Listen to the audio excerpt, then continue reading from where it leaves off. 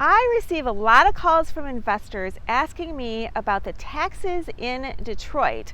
They heard they're really bad and they're afraid to invest in Detroit because they don't want to be hit with horrible taxes. And there was truth to that, and it's not true anymore. In this video, I'm going to give you a little history about what happened with our taxes in Detroit. And I decided to do it somewhere in Detroit, my video. So behind me, that's downtown Detroit, and I am on Belle Isle, and right here on this side of me, that's Canada, you guys. And that body of water, that's all fresh water, and it's the St. Lawrence Seaway. Can you believe it? That's where Detroit is located. And behind me here, you can see people go out in their little boats they rent in the summer. I am filming this in November. It's unseasonably warm here. And then here behind me is the old casino. I am going to film every little piece of this in a different location here on Belle Isle. So if you want to know who I am, watch my intro and let's get started.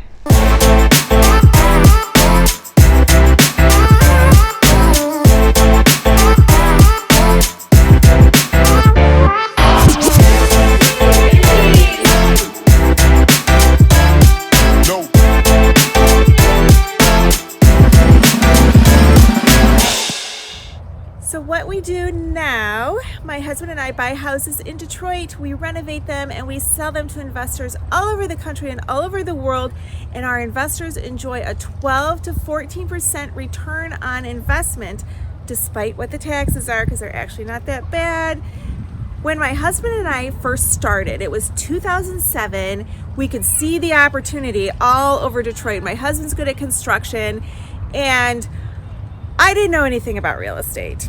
But we figured, let's just do this thing. I did as much research as I could. We bought a few houses. We were just high on our own success. Everything was going great. We found this house in a really cute little neighborhood, all these brick bungalows, and I'll put a picture of it right here.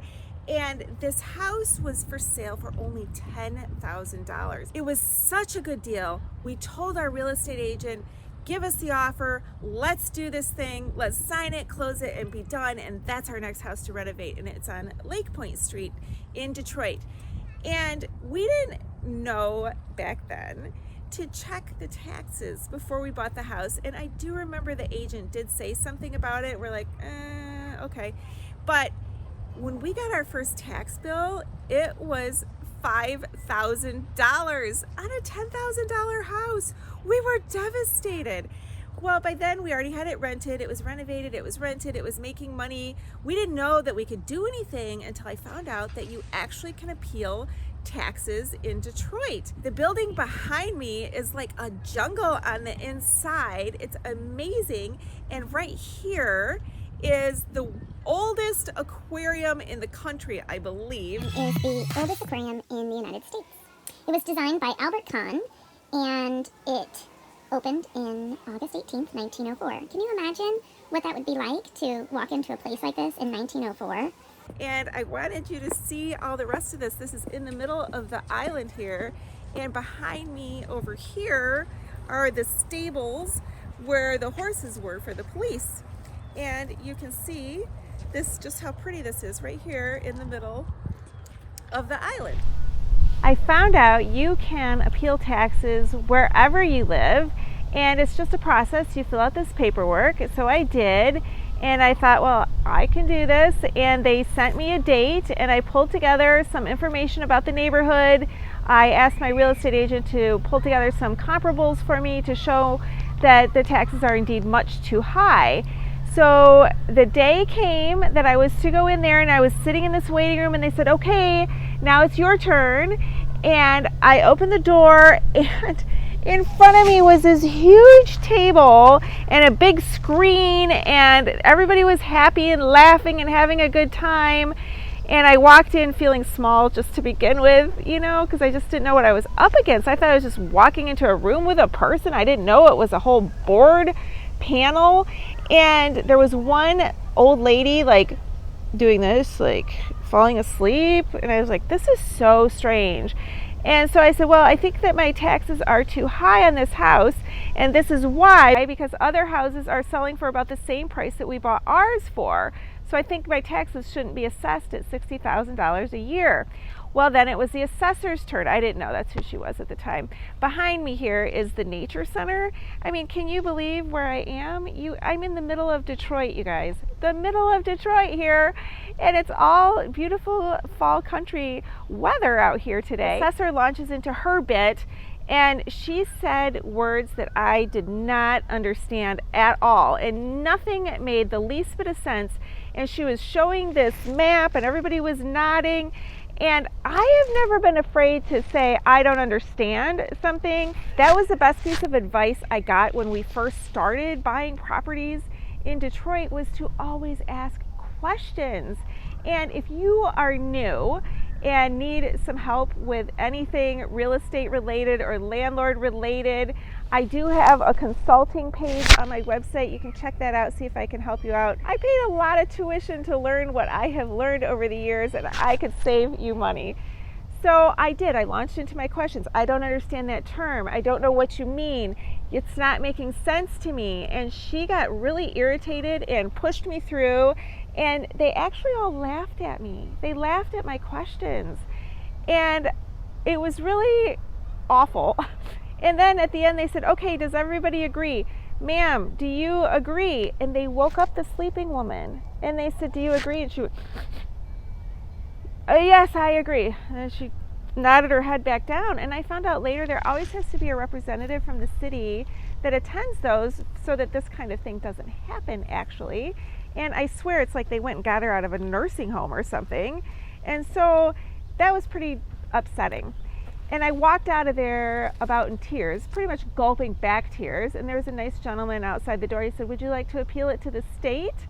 And it's like they knew they were denying absolutely everyone. And I said, well, yeah, how do I do that? And it was another process and paperwork and more money. And I did it. I took all our properties and decided to appeal them to the state. So now my story is about to get really good. Between that humiliation in front of that board and the time that I had to go meet in front of a magistrate that represented the state, I decided to get educated because I did not want to be humiliated again. So I went ahead and got my real estate license. I was able to pull all my own comparables, and I went good and ready. And I got there early, and the magistrate, I had a little conversation with her. She was this beautiful Persian-looking woman, and she was Canadian. I thought that was so bizarre, but that's how many people were appealing their taxes, and the state had to hire extra magistrates for this. And then the person for Detroit came in, who must have been an assessor, and I was there, and I was asked to make my case, and I pointed the judge to the comparables that I brought, and I said, clearly, this neighborhood is no $60,000 a year neighborhood. The assessor from Detroit interrupted, rudely interrupted, and she said, girl, you don't know anything about Detroit neighborhoods. And I thought, whoa, she just called me girl in a court case. That's pretty tacky, for one. And then I thought, well, why does she think I don't know anything about Detroit neighborhoods? I didn't grow up in Detroit, but my husband did. She doesn't know that, to know one neighborhood from another. So I was thinking, like, I don't know why she's saying that. I didn't like it at all. She said, where I grew up, we called it Little Beirut. And every day we heard gunshots. And do you want to know what them Arabs did? That's her words, not mine. You want to know what them Arabs did? They would burn down their own houses. You want to know why, magistrate? It's because they owned the insurance companies. And the magistrate got a little, taken aback, and she said, oh, no, I didn't know anything about that. Okay, thank you. I'll let you know my decision. And guess who won? Me. Yes, I won. But wait till you hear how it happened, because it didn't actually lower my taxes. I bet you didn't think of Detroit as having a great beach scene.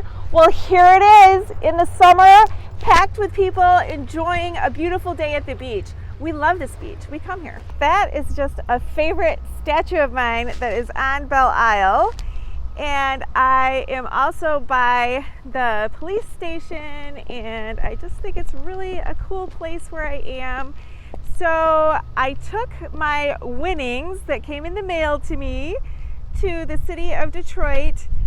There it is. That's the police station right there. Look at that. Isn't that neat? That's a police station. So I took my winnings to the city of Detroit, and I said, okay, I'm here to get my new tax bill. And the woman in the bulletproof glass window rudely, so rude, she's like, no. And I was just like, yeah, but I need a new tax bill. She's like, we're not changing your tax bill. And I said, but this is from the state of Michigan, which trumps you. And she's like, no. And I said, okay, well, I need to speak to a supervisor. And once again, she said no. I went back another day thinking maybe it was just some crabby person I got. I got a different person. Same answers. No, no, no. But one more thing happened that was so fortunate. It was because I'm a real estate agent, which is just more professional. And I had contacts with professional people. So my next scenery, I'll tell you what that was. I am in front of the beautiful fountain at Belle Isle, and I'm going to conclude the story. I was speaking to a real estate agent, and I was commiserating about my property taxes, and she said that her husband is a professional tax appealer. I didn't know such a thing existed. Maybe that's just a Detroit thing because our taxes were so horrific. I don't know.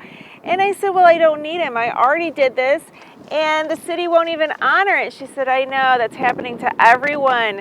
But she said, truly, go to him. So I went to him hoping that the 3 years of those horrible taxes, that I could get him to fix it. And he said, sorry, no, but I can fix it going forward, which is better than what you're living with now. And by the time we got to him, it was over 2 years we used him. It was 13 houses at $750 a house. And he did something, and I kept asking him what, and he wouldn't tell me. But he did something where he used his own assessments, which had to have been the same as mine. He took it to the city, and they took all my taxes right in half. And so that was great, but $2,500 isn't really that good on a $10,000 house. My taxes were still too high. What I didn't know at that time was that we had the most corrupt mayor, and he's now in jail. There's even a show about him on American Greed, and now looking back at it, he had friends in high places all over the city, and I'm sure as they all sat there and got a good laugh at me when I tried to ask questions about what are you even saying, I am sure that those were his henchmen. And that just doesn't happen anymore because Detroit has a new mayor, Mayor Dugan. Maybe it's Duggan. I don't know how to say his name, but here's a picture of him. And he came into Detroit. He's on his second term now, I believe.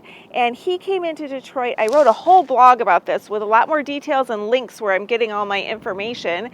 So be sure you check that out. The link will be below as well. There's Detroit behind me. And Mayor Dugan came in, and he had his assessors, probably not the woman that made all those racist comments. He probably got new ones. I heard he did a lot of changing up of things in the city. You know what else he did? Another thing that he did that was great is he made everyone go through customer training. It has made such a difference. But he had the whole city reassessed for everyone's property taxes, and now my taxes are normal, so you probably want to know what they are. I looked them up. For that house right now, they're $1,222. Yay! I'm so happy. Now my other ones that went in half went up a little bit, but everything is fair. Everything is fair now. So definitely buy in Detroit. We only sell 2 houses a month. So if you are thinking that you want to buy one, get on my exclusive buyers list, and that link will be below, and figure out which month you want to buy one because my calendar fills up fast. It's filling up fast, especially now that the election is over and, well, we're still in Corona time. speaking of which, that could possibly mean that our prices will be going up. So the sooner you buy, the better, but you'll still be getting fantastic ROIs because nobody does it like Detroit, where our houses are 40% less than anywhere else in the country, and our houses rent for 25 to 30% higher. How is that? Somebody was just asking me that the other day. I don't know, but that's how it is here. I thought, you know, rent prices in Detroit would be really, really cheap. They're not that much cheaper than the suburbs, honestly. So Detroit is fantastic, and the way the houses are built is just really, really good. You can see from our city here how well built, how much care was taken into building the city in the first place. So I hope to hear from you. Check out my whole Secrets of Section 8 Revealed playlist here and my latest upload here. And you can subscribe here. And you should check out our renovation project we're working on right now, right here. That's really an interesting one. Thank you again for watching.